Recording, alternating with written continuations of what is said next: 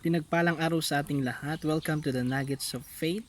So, isa sa ibabahagi ko ngayon in this video, it's about Jesus has paid for our healing. Binayaran ni Kristo ang ating kagalingan. Sabi sa 1 Peter chapter 2 verse 24, He himself bore our sins in his body on the cross so that he might die to sin and live for righteousness, and by His wounds you have been healed. Sasama po sa tinapos na gawa ni Kristo yung pagbabayad ng ating kagalingan. In this verse shows us that the benefits of what Jesus did for us at the cross, it is actually a twofold benefits for all who will believe in Jesus. And sabi niya first, on the front side of the cross, Jesus bore our sin in His body. He was crucified. This explains why He is able to forgive everyone who will place his or her faith in Him.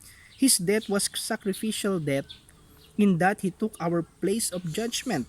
Instead of being punished for our sins, Jesus became the sacrificed Lamb of God who died. Kaya nga sabi sa John chapter 3 verse 16, no, but whosoever believes in Him should not perish but have everlasting life.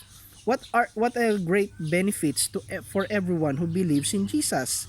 But that is just in the front side. There is still the back side of the cross.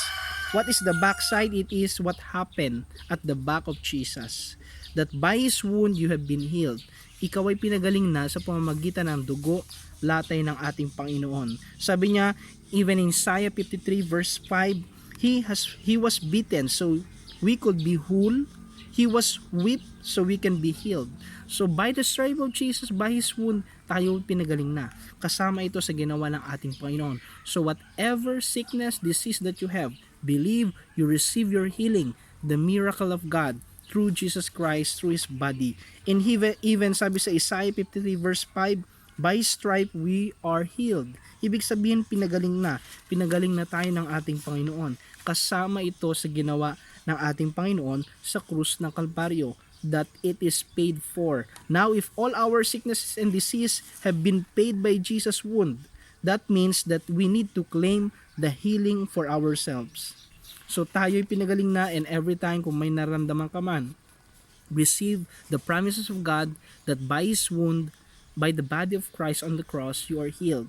Receive your healing today, and you will see the great miracle of God in your life, in your body, and God will make you whole again, and you will experience the healing of God.